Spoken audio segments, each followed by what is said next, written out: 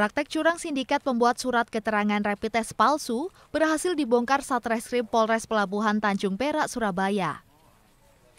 3 orang dibeku yakni MR 55 tahun, BS 35 tahun, dan SH 46 tahun warga Surabaya.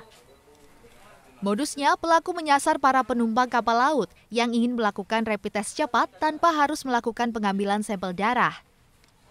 Kasus ini terbongkar berdasarkan informasi masyarakat yang melaporkan adanya Biro Jasa Perjalanan yang menawarkan jasa rapid test tanpa pemeriksaan kesehatan atau pengambilan sampel darah.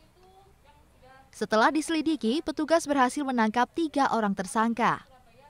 Dalam aksinya, para pelaku berbagi peran. MR dan SH bertugas mencari penumpang kapal yang belum memiliki surat keterangan rapid test, sedangkan BS membuat surat keterangan rapid test palsu. Sehari-hari, BS bekerja sebagai tenaga honorer di salah satu puskesmas di kawasan Surabaya Utara. Selama 4 bulan terakhir, pelaku sudah menerbitkan ratusan surat keterangan rapid test palsu dengan omset total lebih dari 5 juta rupiah. Hari ini kami dari Polres Pelabuhan Tanjung Perak Satreskrim Polres Pelabuhan Tanjung Perak telah berhasil mengamankan terhadap pelaku tindak pidana membuat surat keterangan rapid palsu. Terhadap surat keterangan rapid palsu ini yang digunakan oleh para penumpang, khususnya para penumpang kapal, agar mereka lolos sampai ke daerah tujuan.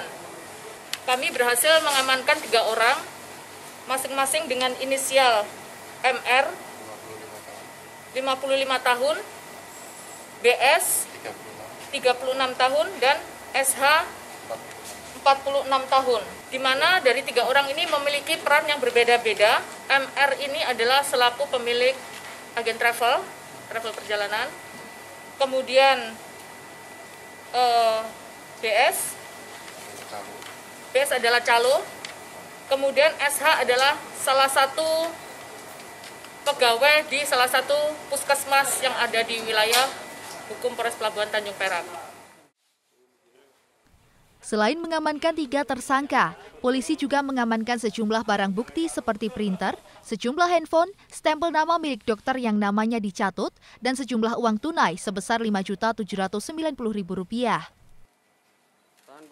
Akibat perbuatannya, ketiga pelaku dijerat pasal 263 ayat 1 KUHP tentang pemalsuan surat dengan ancaman hukuman maksimal 6 tahun penjara.